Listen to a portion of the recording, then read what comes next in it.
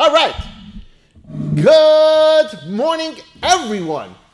And thank you so much for joining us all here today. Today's shiur should be Le'ilu Nishmas, our dear friend Menachem ben Yisrael Yaakov, as well as my dear aunt Rivka bas Gavriel Tzvi, and for Zaidi, Reb Shmuel ben Yosef Dov HaKohen, and B'schos L'Refuah Shalema Bekarov, Meshalom ben Sarachel, Miriam Basara, and Yair Yeshia ben Chaya Atara. Today, we are on page 165 in the Ora Vigdor, for those who are following along. And today we are continuing the various reasons that we started talking about yesterday as to why sometimes we see that righteous people suffer and evil people, they seemingly are doing so well, they're prospering, they're wealthy, they have a great life. And we said yesterday that all these different reasons that Rav Av brings us are ideas that are possible. Well, we use the terminology subject to, but not limited to, right? So these are kind of ideas he's saying we don't know the real answers always, but these are some of the reasons that sometimes it could be this, sometimes it could be that, and we're going to continue with that idea as to why. Now today we're going to go the next two of them are going to be, the first one is personal growth. Another example may be found that we see that the Yidden were 40 years in the Midbar. 40 years in the Midbar, what happened was, we were served manna every single day. And we got sick of it. And Hashem told us over there then that He wanted to show us, to make you know that not by bread alone does man live. But basically Hashem was trying to show us that Hashem was the one who really takes care of us. At the end of the day, it was very difficult for a person to consistently have the same thing over and over and over. But what Hashem said about the generation of those 40 years in the Midbar, it built character. It built personal growth.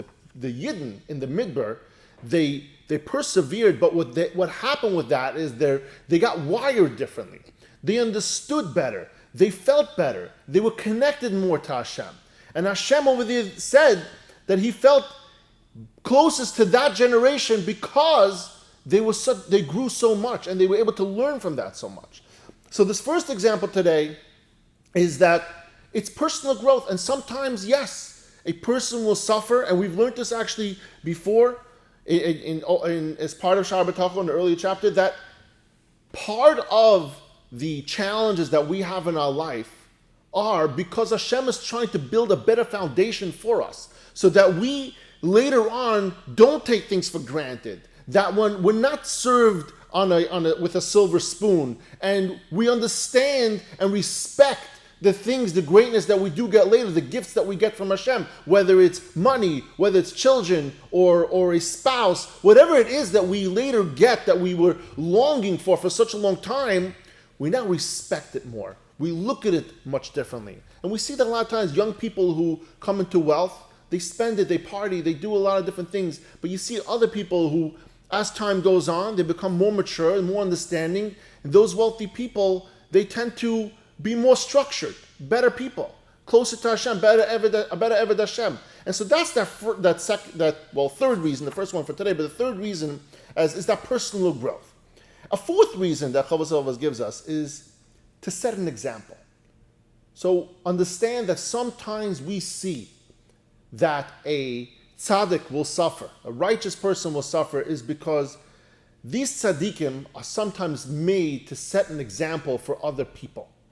As we saw yesterday, we spoke about Rabbi Akiva. What happened to Rabbi Akiva, and over here, before we get into this, it says, V'yesh sometimes when a tzaddik is made to suffer, it is laharoi sivloi v'hasbarasei ha'toiva, to show his patience and his positive attitude.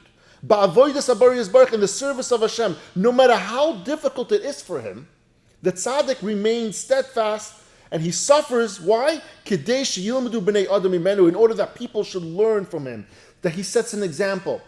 We spoke yesterday about Rabbi Akiva, that he went through 120 years. Why were the Romans so upset at him? Because he taught Torah.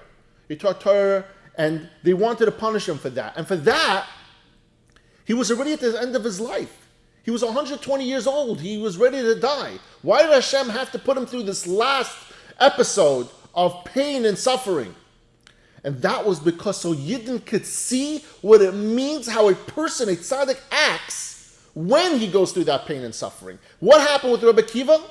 They combed his skin, his flesh through to his bones with hot iron combs, and they tore apart his whole body. And through that immense pain, he still yelled out, Shema Yisrael. He said, I became closer to Hashem today because I was given the opportunity to go through pain and suffering, yet I didn't stray away. I didn't say, what was all this, Hashem? What was it all for? No, I became closer to Hashem. I didn't think about sinning. I didn't think about saying Hashem is for nothing.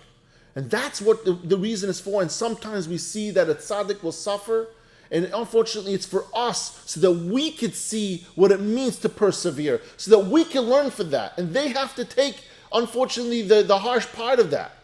But when we go through our suffering, we should learn that we can't stray away, that we have to stay steadfast on our journey, on our growth as personal as possible. And that brings us into this thought. Brings us to this thought that every one of us faces enemies. Every one of us has challenges. Every one of us has obstacles. And sometimes those enemies, so to speak, might be obvious. There might be people who oppose us, or there might be people who compete with us in business, or there might be people who just stand in our way against us in our social circles. But very often, our most dangerous enemy is actually invisible. It's our inner voice that drags us down. It's our inner, the Yetzer Hara, or even our own personal feelings that just pulls us down. And in this week's Parsha, in Parshas Kiseitze, this speaks to both of these. The war outside and the war that fires on outside our hearts every single day. So the first part we're going to talk about is identifying our true enemy. And so our Chachamim teach that when the Torah says, this week in the Parsha, when you go out to war against your enemies, the Torah is also speaking about our inner struggles with behaving appropriately. And Hashem created us both with a Yetzer Hara and a Yetzer Tov. Why? We spoke about this recently. Why? And this is the topic that we're talking about right now, about cause and effect system. And Hashem created the idea that we have to struggle through things, that we have obstacles. Why don't we just get fed? And one of the reasons is that we are tested. And one of the reasons we also said over there, because if there was no choice in the matter, everyone would be good. If we saw the absolute outcome, everyone would be good. Nobody would choose evil. And the Hashem created the world with a Yetzer Hara and a Yetzer Tov. And so that we should go through those tests and obstacles. But the trick over here is to identify the Yetzer Hara and identifying those weaknesses. And if we can identify those, we won't get ambushed by the Yetzer Hara. And the Torah's advice for this is prepare. Make a battle plan, know your weak spots, ask Hashem for help, daven, and even the smallest effort, it says over there in the Gemara says that the love of a married couple, they can sleep together on the space that's the point of a knife. But a married couple that doesn't love each other can't even sleep on a bed that's 90 feet big, it says. That is what it explains, that is the same when it comes to the love for Hashem. When you show Hashem the love and the care, even you show Hashem the teeniest amount, like the tip of a knife or a needle, that tiny bit amount, but Hashem explodes that and says, you love me this much, I'm going to show you what true love is. And Hashem shows you more love as big as a 90-foot bed or even bigger. Now, for the Torah then shifts. Later in the same parsha, the Torah says, he commands us that if you see your fellow, your friend, who has fallen, his donkey has fallen down, you need to help him lift it up. That's what the halacha says over here. A different parsha, Parshas Mishpatim, earlier in the Torah, it says that if you see the donkey of your enemy, you should also help him lift it up. Here's a question. Why did the Torah switch from Mishpatim, where it talks about your enemy, to help your enemy lift up his donkey, to today, where it talks about your friend to lift up his donkey?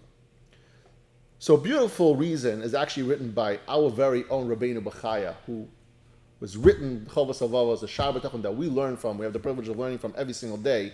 Rabbeinu Bechaya says he explains that the Torah is teaching us a strategy to transform an enemy into a friend. By helping another person, even though he's an enemy, by showing him kindness, you begin to change the relationship that you have with this individual. It's actually something what we call in today's days the Ben Franklin effect. What the Ben Franklin effect was that Benjamin Franklin had an adversary, and what he did in order to befriend him, he sent him a letter requesting to borrow a specific book that he knew that this adversary had in his collection, in his library. And his adversary sent it out. And he read it, whatever, and a few weeks later he sent it back to him with a note, thank you. They wound up being best friends for the rest of their life. Why? What's the math? What's the psychology over there?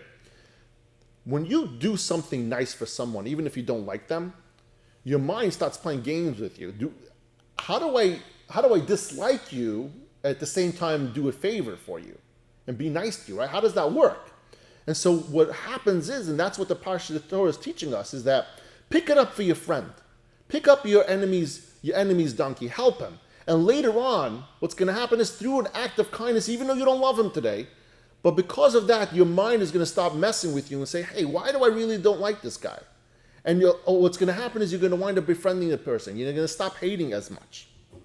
And here lies the deep connection between the two. Externally, we sometimes view others as enemies, but the Torah teaches us to disarm that hatred through acts of kindness, which in turn reshapes our perception of these different individuals. Internally, our greatest enemy is the voice of negativity, of the voice of temptation.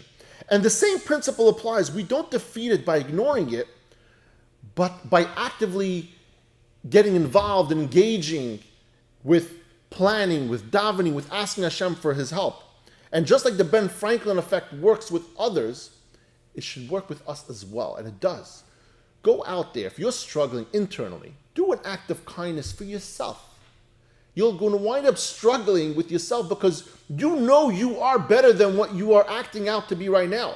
And so therefore you, by helping yourself and realizing that my true potential and my true level of greatness is much higher, you start recognizing that. You treat yourself better. And at the same time, you daven for Hashem for that little bit of help that he should help you get there.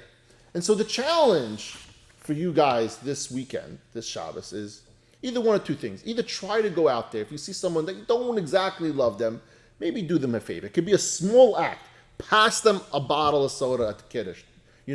Ask them if they want a piece of kugel and pass it to them. Or for yourself, identify where your heart is weak, where you're not as strong, where you want to be.